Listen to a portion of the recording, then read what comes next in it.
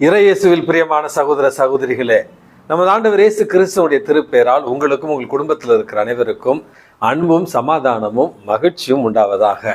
அன்புமிக்கவர்களே, March மாதம் 6ஆம் தேதி திருநீற்று புதனுக்கு பிறகு வருகிற வியாழக்கிழமை அன்று நாம் நினைவு கூறுகிற புனிதையானவள் கோர்பி நகரத்தினுடைய புனித கொல்லேட் என்று சொல்லப்படுகிறவர்.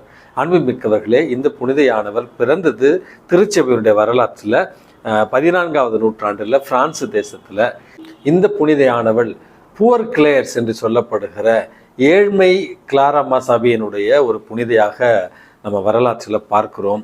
அன்புமிக்கவர்களே, பணக்கார வசதியான குடும்பத்தில் பிறந்தாலும் தன்னுடைய வாழ்நாள் முழுவதும் ஏழ்மையிலும் தாட்சியிலும் வாழ்ந்த ஒரு புனிதராகவும், அதே நேரத்தில் பிரான்சிஸ்கன் சபையில் தன்னையே இணைத்து கொண்டு அவர் ஒரு புனிதமான ஒரு வாழ்வை வாழ்ந்தார் என்றும், புனித பிரான்சிஸ்க் அசிசியார் இவருக்கு ஒரு காட்சியில் தோன்றி ஏழையரின் கிளாரா சபையில் ஒரு புத்துணர்ச்சியையும் ஒரு மறுமலர்ச்சியையும் ஏற்படுத்துவதற்காக ஒரு அழைப்பு விடுத்தார் என்றும், தொடக்க காலத்தில் பல்வேறு எதிர்ப்புகளை இந்த கொல்லேட் சந்தித்தாலும் இறைவன் மீது கொண்ட அசைக்க முடியாத நம்பிக்கையினால் அந்த ஏழையரின் கிளாரம்மா சபையில் மிகப்பெரிய ஒரு மறுமலர்ச்சியை கொண்டு வந்தவராக இந்த புனித கொல்லேட் கருதப்படுகிறார். அன்புமிக்கவர்களே, குழந்தைகளுடைய பாதுகாவலியாகவும், பார்வையற்றோருடைய பாதுகாவலியாகவும், இளம் விதவைகளுடைய பாதுகாவலியாகவும், பிள்ளை பேர் இல்லாமல் இருக்கிற பெண்களுடைய பாதுகாவலியாகவும் இவர் அறியப்படுகிறார். இவருடைய வாழ்க்கையில் ஒரு இன்ட்ரெஸ்டிங்கான ஒரு செய்தி ஒன்று சொல்வார்கள். இவர் வாழ்ந்த அந்த பகுதியில் ஒரு கணவன் மனைவிக்கு ஒரு அழகான குழந்தை பிறக்கிறது.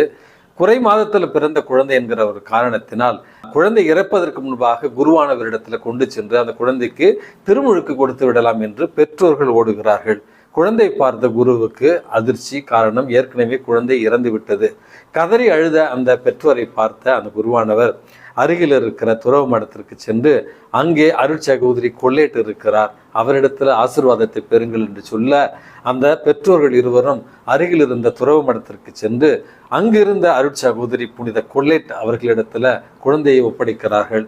இறந்து போயிருந்த குழந்தையை பார்த்த புனித கொல்லேட் தன்னுடைய துறவர ஆடையை அந்த குழந்தையின் மீது போர்த்தி அந்த குழந்தையின் மீது ஜெபித்த அடுத்த கணமே குழந்தை உயிர் பெற்றதாகவும், உயிர் பெற்ற குழந்தையை மறுபடியும் குருவானவரிடத்தில் திருமுழுக்கு பெற அந்த பெற்றோர்கள் அழைத்து வந்ததையும் இவருடைய வாழ்க்கை வரலாற்றில் குறிப்பிட்டிருக்கிறார்கள். ஆகவே அன்புமிக்க இன்றைய மன்னா உறவுகளே, குழந்தை பாக்கியம் இல்லாதவர்கள் அல்லது கருவுற்று இருப்பவர்கள் புனித கோர்பி நகரத்தினுடைய புனித கொல்லேட் அவர்களுடைய பரிந்துரையை நீங்கள் மன்றாடி ஜெபித்தால் நிச்சயமாக உங்களுக்கான பரிந்துரையை இறைவனிடமிருந்து இந்த புனிதை பெற்று தருவாள். அன்புமிக்கவர்களே, தவக்காலத்தினுடைய முதல் நாள் தாயாம் திரு அவை நமக்கு கொடுத்திருக்கிற அழைப்பானது ஒவ்வொருவரும் இயேசுவை பின்பற்ற வேண்டுமென்றால் அடிப்படையான தேவையாக இருப்பது தன்னலத்தை துறந்து நம்முடைய சிலுவைகளை சுமந்து கொண்டு இயேசுவை நம்ம பின்பற்ற வேண்டும் என்பதுதான் இந்த தவக்காலத்தில் முதல் நாளாக நமக்கு கொடுக்கப்படுகிற முதல் செய்தி.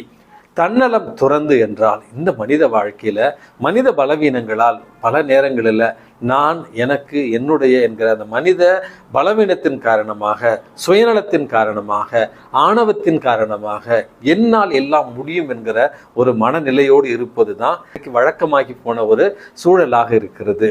இந்த சூழல்ல தான் தன்னலம் துறந்து, அப்படி என்றால் நான் மட்டுமே எல்லாம், என்னாலே எல்லாம் முடியும் அப்படி என்கிற தன்னை பற்றின ஒரு உயர்வான அல்லது தன்னையே ஒரு மெசியாவாக நினைத்து கொண்டு இருக்கிற மனநிலையிலிருந்து இறங்கி தன்னலம் துறந்து நம்முடைய சிலுவைகள் ஒவ்வொரு நாளும் நம்முடைய வாழ்க்கை பாதையில் வருகிற துன்பங்கள், துயரங்கள், கஷ்டங்கள், வேதனைகள் இவற்றை ஏற்றுக்கொண்டு இறைவன் எனக்கு உதவி செய்வார், நிச்சயமாக இந்த துன்பங்கள், இந்த வேதனைகள் எல்லாமே என்னுடைய ஆன்மீக வாழ்விற்கான ஒரு வழிகாட்டல்கள் தான் அப்படி என்கிற புரிதலை பெறுவதற்காகத்தான் இன்றைய நற்செய்தி வாசகம் நமக்கு அழைப்பு விடுக்கிறது.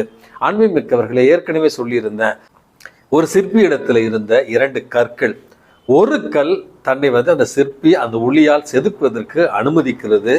அனுமதித்த அந்த கல்லானது அந்த ஒளி கொடுத்த வேதனையையும் வலிகளையும் தாண்டி கடைசியில் ஆலயத்தில் சொரூபமாக வைக்கப்படுகிறது. ஆனால் ஒளியினுடைய வலியை தாங்கிக் கொள்ளாத மற்றொரு கல் அதே ஆலயத்தின் வாயிலில் எல்லோரும் மிதிவிடும்படியாக கிடக்கிறது என்கிற ஒரு கதையை சொல்லுவார்கள். இதை சொல்வதற்கான காரணம், நம்முடைய இந்த கிறிஸ்தவ வாழ்வில் துன்பங்களை கண்டு துவண்டு விடாமல், வலிகளை கண்டு வேதனை அடைந்து விடாமல், இது இறைவனுடைய திருவுளம், இந்த வேதனையையும் துன்பத்தையும் கொடுத்த இறைவன் எனக்கு துணை இருப்பார் என்கிற நம்பிக்கையோடு வலிகளையும் வேதனைகளையும் துன்பங்களையும் சுமந்து கொண்டு சென்றோம் என்றால் நிச்சயமாக நிலை வாழ்வு நமக்கு உண்டு என்பதைத்தான் இன்றைய நற்செய்தி வாசகம் நமக்கு தெளிவாக உணர்த்துகிறது. ஆகவே இந்த தவக்காலத்தினுடைய தொடக்கத்திலேயே இந்த காலம் முழுவதும் மனமாற்றத்தின் காலமாக நினைத்து கொண்டு நம்முடைய வாழ்க்கையில தன்னலம் துறந்து நம்முடைய அன்றாட சிலுவைகளை சுமந்து இயேசுவை கல்வாரி பலியில பின்பற்றுவோம். எல்லாம் வல்ல இறைவன் தந்தை, மகன், தூய ஆவி உங்களையும் உங்கள் குடும்பத்தில் இருக்கிற அனைவரையும் நிறைவாக ஆசீர்வதித்து பாதுகாத்து வழி நடத்துவாராக. ஆமேன்.